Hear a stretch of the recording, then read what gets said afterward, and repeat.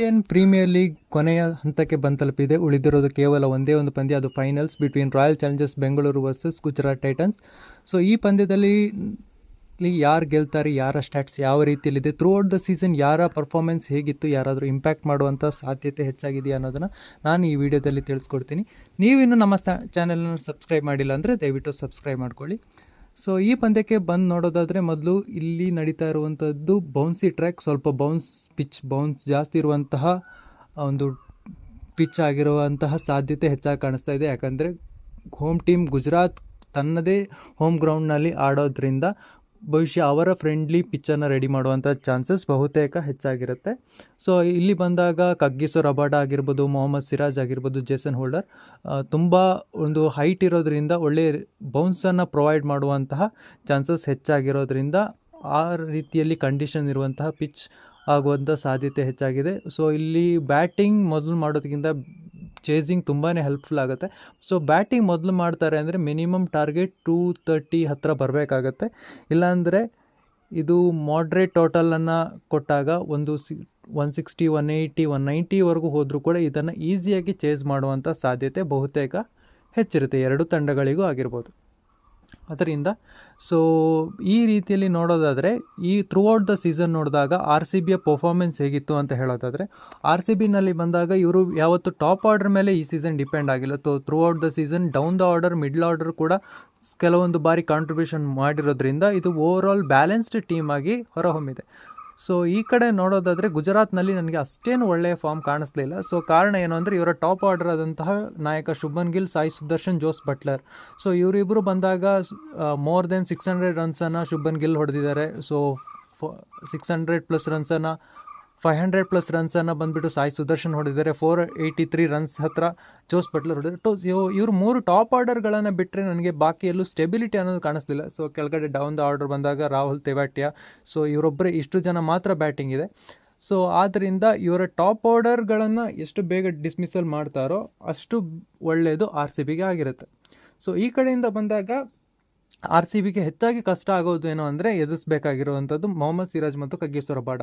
So ಇಲ್ಲಿ bounce ಟ್ರ್ಯಾಕಿಗೆ ಬಂದಾಗ ಏನಾಗುತ್ತೆ ಅಂದರೆ, ಸೊ ಹೆಚ್ಚಾಗಿ ಕಳೆದ ಬಾರಿ ನೀವು ನೋಡ್ಬೋದು ಜೇಸನ್ ಹೋಲ್ಡರ್ಗೆ 2 ಬಾರಿ ವಿರಾಟ್ ಕೊಹ್ಲಿ ಔಟ್ ಆದರೂ, ಕಾರಣ ಹೆಚ್ಚಾಗಿ ಇನ್ಸೈಡ್ ಎಡ್ಜ್ ಆಗುವಂತಹ ಸಾಧ್ಯತೆ ಹೆಚ್ಚಾಗಿರುತ್ತೆ. ಸೊ ಯಾವಾಗ ಹೈಟ್ ಇರೋ ಬೌಲರ್ ಬಂದು ಬೌನ್ಸನ್ನು ಹೆಚ್ಚು ಜನರೇಟ್ ಮಾಡಿದಾಗ ಸೊ ವಿರಾಟ್ ಕೊಹ್ಲಿ ಅವರಂತಹ ವಿಕೆಟ್ ಕಳ್ಕೊಳ್ಳುವಂಥ ಸಾಧ್ಯತೆ ಹೆಚ್ಚಾಗಿದೆ. ಸೊ ವಿರಾಟ್ ಕೊಹ್ಲಿಯ ವಿಕೆಟ್ ಇಲ್ಲಿ ಎಷ್ಟು ಮುಖ್ಯ ಗುಜರಾತ್ ಜೈನ್ಸ್ಗೆ ಆಗುತ್ತೆ ಅಂದರೆ, so Virat Kohli through out the season ನೋಡಿದಾಗ 600 ರನ್ಸ್ ಕೊಡ್ತಿದ್ದಾರೆ. ಸೊ ಒಂದು ಮ್ಯಾಚ್ನಲ್ಲಿ ಅಗೇನ್ಸ್ಟ್ ಗುಜರಾತ್ ಟೈಟನ್ಸ್ ಸೆಂಚುರಿ ಕೂಡ ಈ ಸೀಸನ್ನಲ್ಲಿ ಇರೋದ್ರಿಂದ ಸೊ ಒಂದು ಒಳ್ಳೆಯ ಫಾರ್ಮ್ನಲ್ಲಿ ವಿರಾಟ್ ಕೊಹ್ಲಿ ಇದ್ದಾರೆ. ಸ್ಟ್ರೈಕ್ ರೇಟ್ ಕೂಡ 164 ಇದೆ. ಸೊ ಇಷ್ಟು ವರ್ಷದ ಸೀಸನ್ಗಳಲ್ಲಿ ನೋಡಿದ್ರೆ ಇದೊಂಥರ ಅವರ ಬೆಸ್ಟ್ ಸ್ಟ್ರೈಕ್ ರೇಟ್ ಆಗಿದೆ. ಸೊ ಇವರ ಹಿಂದೆ ಬಂದಾಗ ನನಗೆ ಹೇಳೋದಾದರೆ ಫಿಲ್ ಸಾಲ್ಟ್ ಇವತ್ತು ಓಪನ್ ಮಾಡ್ತಾರೆ ವಿರಾಟ್ ಕೊಹ್ಲಿ ಜೊತೆ ಅಂತ ಹೇಳಿದಾಗ ನಾವು ಈ ರಿಪೋರ್ಟ್ ನೋಡಿದಾಗ ಏನನ್ನಿಸ್ತು ಅಂದರೆ ಫಿಲ್ ಸಾಲ್ಟ್ ಕಂಪ್ಲೀಟ್ಲಿ ರಿಕವರ್ ಆಗಿದ್ದಾರೆ, ಬಟ್ ಅವರು ಆಡೋಂಥ ಸಾಧ್ಯತೆ ಕಡಿಮೆ ಕಾಣಿಸ್ತಾ ಇದೆ. ಕಾರಣ ಏನು ಅಂದರೆ ಇಷ್ಟು ಮ್ಯಾಚ್ಗಳಲ್ಲಿ ಕಳೆದ ಹಲವಾರು ಪಂದ್ಯಗಳಲ್ಲಿ ಫಿಲ್ ಸಾಲ್ಟ್ ಆಡದೇ ಇರುವಂತಹ ಕಾರಣ ಫಿಲ್ ಸಾಲ್ಟ್ ಬದಲು ವೆಂಕಟೇಶ್ ಅಯ್ಯರ್ ಓಪನ್ ಮಾಡುವಂಥ ಸಾಧ್ಯತೆ ವಿರಾಟ್ ಕೊಹ್ಲಿ ಜೊತೆಗೆ ಹೆಚ್ಚಾಗಿ ಕಾಣಿಸ್ತಾ ಇದೆ ನನಗೆ. ಸೊ ವಿರಾಟ್ ಕೊಹ್ಲಿ ಮತ್ತು ವೆಂಕಟೇಶ್ ಅಯ್ಯರ್ ಕಳೆದ ಪಂದ್ಯದಲ್ಲಿ ಓಪನ್ ಮಾಡಿದರೂ ಕೂಡ ಕ್ವಾಲಿಫೈರ್ 1ನಲ್ಲಿ ನನಗೆ ಸೊ ಇಲ್ಲಿ ಸ್ಟಾರ್ಟಿಂಗ್ ಇಂಟೆನ್ಷನ್ ವೆಂಕಟೇಶ್ ಅಯ್ಯರ್ನ ಕರೆಕ್ಟ್ ಇತ್ತು, ಬಟ್ ಅವರ ವಿಕೆಟ್ ಬೇಗ ಕಳ್ಕೊಂಡ್ರು.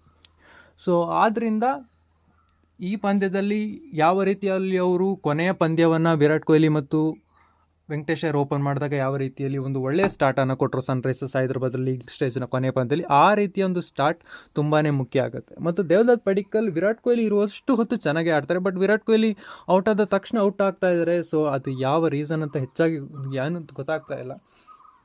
ಸೊ ದೇವದತ್ ಪಡಿಕ್ಕಲ್ನ ಬಗ್ಗೆ ತಗೊಂಡಾಗ ಈ through out the season completely ಡಿಫ್ರೆಂಟಾಗಿ ಕಾಣಿಸಿದ್ದಾರೆ. ಸೊ ಇಷ್ಟು ವರ್ಷಗಳನ್ನು ನೋಡಿದಾಗ ಅವ್ರ ಸ್ಟ್ರೈಕ್ ರೇಟ್ ಇಂಪ್ರೂವ್ ಆಗಿದೆ. ಸೊ ಮತ್ತು ಅವರು ಹೆಚ್ಚಾಗಿ ಡಾಟ್ ಬಾಲ್ಸ್ಗಳನ್ನು ಮಾಡೋದಿಲ್ಲ, ಹೆಚ್ಚಾಗಿ ಅವರು ಅಟ್ಲೀಸ್ಟ್ ಸಿಂಗಲ್ಸ್ ತಗೊಂಡು ಬೌಂಡ್ರಿ ಯಾವ ಬ್ಯಾಟ್ ಬಾಲ್ ಇರುತ್ತೆ ಅದನ್ನು ಪನಿಷ್ ಮಾಡೋಲ್ಲಿ ಹೆಚ್ಚಾಗಿ ಗಮನ ಕೊಡ್ತಾ ಇದ್ದಾರೆ. ಸೊ ಇವತ್ತು ಈ ಫೈನಲ್ ಪಂದ್ಯದಲ್ಲಿ ಒಂದು ವೇಳೆ ನನ್ನ ಪ್ರಕಾರ ದೇವದತ್ ಪಡಿಕ್ಕಲ್ ಒಂದು ಇಂಪ್ಯಾಕ್ಟ್ ಮಾಡುವಂಥ ಸಾಧ್ಯತೆ ಹೆಚ್ಚಾಗಿದೆ. ಇನ್ನು ಬಂದಾಗ ನಂಬರ್ 4ನಲ್ಲಿ Rajat Patidar throughout the season extremely ಬ್ರಿಲಿಯಂಟಾಗಿ ಆಡಿರುವಂತಹ ಒಂದು ಪ್ಲೇಯರ್.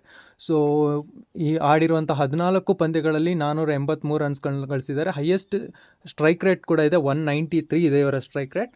ಸೊ ಇವರಿಂದ ಒಂದು ಒಳ್ಳೆಯ ಕಾಂಟ್ರಿಬ್ಯೂಷನ್ ಬರುವಂಥ ಸಾಧ್ಯತೆ ನನಗೆ ಅನ್ನಿಸ್ತಾ ಇದೆ.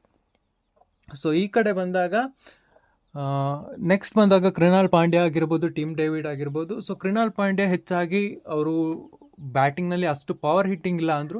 ಸೊ ಸಿಚುವೇಶನ್ ಬೇಸ್ಡ್ ಆಡುವಂಥ ಸಾಧ್ಯತೆ ಹೆಚ್ಚಾಗಿ ನನಗೆ ನೋಡಿದ್ದೀನಿ. ಸೊ ಒಂದು ಮ್ಯಾಚನ್ನು ಇವರು ಸಿಂಗಲ್ ಹ್ಯಾಂಡೆಡ್ಲಿ ಗೆಲ್ಸ್ಕೊಟ್ಟಿದ್ರು ಕೂಡ. ಸೊ ಆ ರೀತಿಯಲ್ಲಿ ಒಂದು ಪರ್ಫಾರ್ಮೆನ್ಸ್ ಬರುವಂತಹ ಸಾಧ್ಯತೆ ಇದೆ ಕೃಣಾಲ್ ಪಾಂಡ್ಯನಿಗೆ. ಎಸ್ಪೆಷಲಿ ಲಾಸ್ಟ್ ಇಯರ್ ಫೈನಲ್ಸ್ನಲ್ಲಿ ಬೌಲಿಂಗ್ ನೋಡಿದಾಗ ಈ ರೀತಿಯಲ್ಲಿ ಬೌಲಿಂಗ್ನಲ್ಲೂ ಕೂಡ ಅವರು ಹೆಚ್ಚಾಗಿ ಕಾಂಟ್ರಿಬ್ಯೂಟ್ ಮಾಡುವಂಥ ಸಾಧ್ಯತೆ ಇದೆ. ಸೊ ಬೌಲರ್ಸ್ಗಳಿಗೆ ಬಂದಾಗ ಆರ್ ಸಿ ಬಿನಲ್ಲಿ ಸೊ ಹೆಜಲ್ವುಡ್ ಆಗಿರ್ಬೋದು, ಜೇಕಬ್ ಡಫಿ ಆಗಿರ್ಬೋದು throughout the season. So Jacob Duffy so starting of the ಮ್ಯಾಚ್ನಲ್ಲಿ 2 ಮ್ಯಾಚಸ್ ಚೆನ್ನಾಗಿ ಆಡಿದ್ರು ಕೂಡ ನೆಕ್ಸ್ಟ್ ಬಂದಾಗ ಚಾನ್ಸ್ ಕೊಟ್ಟಾಗ ತುಂಬಾ ಎಕ್ಸ್ಪೆನ್ಸಿವ್ ಆಗಿದ್ದಾರೆ. ಸೊ ಹೆಜಲ್ವುಡ್ ಅಂತ ಬಂದಾಗ ಸೊ ಓವರಾಲ್ 11 ವಿಕೆಟ್ಸ್ನ ತೊಗೊಂಡಿದ್ದಾರೆ.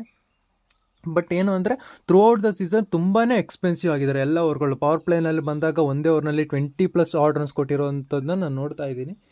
ಸೊ ಆದ್ದರಿಂದ ಇವರು ಫಾರ್ಮ್ನಲ್ಲಿ ಸೊ ಜೇಕಬ್ ಡಫಿ ಮತ್ತು ಭುವನೇಶ್ವರ್ ಕುಮಾರ್ ಪವರ್ ಪ್ಲೇಯನ್ನು ಓಪನ್ ಮಾಡುವಂಥ ಸಾಧ್ಯತೆ ನನಗನ್ನಿಸ್ತಾ ಇದೆ.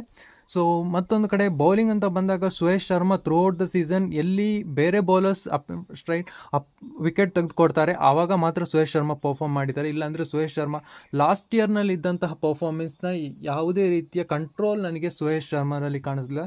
ನನಗೆ ಈ ಫೈನಲ್ ಪಂದ್ಯದಲ್ಲಿ ಸ್ಪಿನ್ನರ್ಸ್ ಪಾತ್ರ ಮುಖ್ಯ ಆಗುತ್ತೆ, ಬಟ್ ಆದರೂ ಕೂಡ ನನಗೆ ಸುಯೇಶ್ ಶರ್ಮಾ ಪ್ಲೇಯಿಂಗ್ ಲೆವೆಲ್ನಲ್ಲಿ ಬರ್ತಾರೆ ಅನ್ನುವಂತಹ ಯಾವುದೇ 100% ಶೋರ್ ಆಗಿ ನಾನು ಹೇಳೋದಿಲ್ಲ. ಸೊ ಈ ರೀತಿಯಲ್ಲಿ ಇದೆ. ಸೊ ಈ ಕಡೆ ಬಂದಾಗ ಜಿತೇಶ್ ಶರ್ಮಾ ಸೊ ಇವರು ಕಡಿಮೆ ಬಾಲ್ ಒಂದು 2 overs ಬಂದಾಗ ಮಾತ್ರ ತುಂಬ ಬೌಂಡ್ರಿ ಹಿಟ್ಟಿಂಗ್ ಟ್ರೈ ಮಾಡ್ತಾರೆ. ಒಂದು ವೇಳೆ ಜಿತೇಶ್ ಶರ್ಮಾ ಬೇಗ ಬಂದರೆ ಅವರು ತುಂಬಾ ಡಾಟ್ ಬಾಲ್ಸ್ ಆಡ್ತಾರೆ ಥ್ರೂ ಔಟ್ ದ ಸೀಸನ್. ಎಲ್ಲೂ ಕೂಡ ನನಗೆ ಅವರು ಒಳ್ಳೆ ಪರ್ಫಾರ್ಮ್ ಕೊಟ್ಟಿದ್ದಾರೆ ಅಂತ ನನಗೆ ಅನ್ನಿಸ್ಲೇ ಇಲ್ಲ. ಸೊ ಆ್ಯಂಡ್ ಅವರು ಕೊಟ್ಟಲೂ ಇಲ್ಲ. ಈ ಕಡೆ ಬಂದಾಗ ಗುಜರಾತ್ ಜೈಂಟ್ಸ್ನಲ್ಲಿ ನಾವು ನೋಡಿದಾಗ ಇಲ್ಲಿ ಬಂದಾಗ ಶುಭನ್ ಗಿಲ್ ಆಗಿರ್ಬೋದು, ಜೋಸ್ ಬಟ್ಲರ್ ಆಗಿರ್ಬೋದು, Sai Sudarshan so through out the season ತುಂಬ ಚೆನ್ನಾಗಿ ಆಡಿರುವಂಥ ಪ್ಲೇಯರ್. ಸೊ ಎಷ್ಟು ಬೇಗ ಅವರು ವಿಕೆಟ್ಸನ್ನು RCB ಪ್ಲೇಯರ್ಸ್ ತೆಗಿತಾರೆ ಅಷ್ಟು ಒಳ್ಳೆಯದು ಟೀಮ್ಗಾಗುತ್ತೆ. ಒಂದು ವೇಳೆ ಸಾಯಿ ಸುದರ್ಶನ್ ಆಗಿರ್ಬೋದು ಅಥವಾ ಶುಭನ್ ಗಿಲ್ ಒಂದು ವೇಳೆ ಸೆಟ್ಲ್ ಆದರೆ ಸ್ಕೋರ್ ನಿಯರ್ಲಿ 200-220 ಆಗಿರ್ಬೋದು, ಆರ್ ಎಲ್ಸ್ 220 ಟಾರ್ಗೆಟ್ ಕೊಟ್ಟರು ಕೂಡ ಇವರಿಬ್ಬರು ಆಲ್ಮೋಸ್ಟ್ ಪವರ್ ಪ್ಲೇನಲ್ಲಿ ಸೆಟ್ಲಾಗಿ ತಗೊಂಡು ಹೋದರೆ ಕೂಡ ಹೆಚ್ಚಾಗಿ ಅವರು ಬೌಂಡ್ರಿ 6s ಟ್ರೈ ಮಾಡೋದಿಲ್ಲ. ಬೌಂಡ್ರಿ 4s ಮೂಲಕನೇ ಅವರು ಸ್ಕೋರ್ಸ್ ಹೆಚ್ಚಾಗಿ ಫೋಕಸ್ ಮಾಡೋದ್ರಿಂದ 220 ಟಾರ್ಗೆಟ್ ಕೂಡ ಅವರಿಗೆ ಈಸಿಯಾಗಿ ಕಾಣಿಸುತ್ತೆ. ಯಾಕಂದರೆ ಡೌನ್ ದ ಆರ್ಡರ್ ಬಂದಾಗ ಜೋಸ್ ಬಟ್ಲರ್ ಆಗಿರ್ಬೋದು, 30 ಆಗಿರ್ಬೋದು, ಯಾವಾಗ ಸ್ವಲ್ಪನೇ ರನ್ಸ್ ಇರುತ್ತೆ, run ball or 8 runs per over required run rate ಇದ್ದರೆ ಕೂಡ ಅವರು ಜೋಸ್ ಬಟ್ಲರ್ ಆಗಿರ್ಬೋದು, ರಾಹುಲ್ ತೇವಟಿ ಆಗಿರ್ಬೋದು, ಅವರು ಕೆಳಗಡೆ ಬರುವಂಥ ಶಾರುಖ್ ಖಾನ್ ಆಗಿರ್ಬೋದು, ಇವರೆಲ್ಲರೂ ಚೇಸ್ ಮಾಡುವಂಥ ಕೆಪಬಿಲಿಟಿಯನ್ನು ಹೊಂದಿದ್ದಾರೆ. ಯಾಕಂದರೆ ಟಾಪ್ ಆರ್ಡರ್ನಲ್ಲಿ ಹೆಚ್ಚಾಗಿ ಕಾಂಟ್ರಿಬ್ಯೂಷನ್ ಬರುತ್ತೆ. ಸೊ ಇಲ್ಲಿ ಬೌಲಿಂಗ್ ಅಂತ ಬಂದಾಗ ಮೊಹಮ್ಮದ್ ಸಿರಾಜ್ ಆರ್ ಕಗ್ಗಿಸೋ ರಬಾಡ ಇಬ್ಬರು ಪವರ್ ಪ್ಲೇನಲ್ಲಿ ಬರ್ತಾರೆ. ಸೊ ಇವರಿಬ್ಬರು ಬಂದಾಗ ಇವರಿಬ್ಬರಿಗೆ ವಿಕೆಟ್ ಕೊಡದೆ ಆಡುವಂಥದ್ದು ತುಂಬ ಹೆಚ್ಚಾಗಿ ಮುಖ್ಯ ಅನಿಸುತ್ತೆ. ಒಂದು ವೇಳೆ ಮೊಹಮ್ಮದ್ ಸಿರಾಜ್ ಏನಾದರೂ ಫಸ್ಟ್ ಓವರ್ನಲ್ಲೇ ವಿಕೆಟ್ಸ್ ಏನಾದರೂ ತಗೊಂಡ್ರೆ ಅವರ 4 ಓವರ್ನಲ್ಲಿ ಅವರನ್ನು ಕಂಟ್ರೋಲ್ ಮಾಡುವಂಥದ್ದು ತುಂಬ ಕಷ್ಟ ಆಗುತ್ತೆ. ಯಾಕಂದರೆ ಅವರು ಒಳ್ಳೆಯ ರಿದಮ್ನಲ್ಲಿ ಇರ್ತಾರೆ.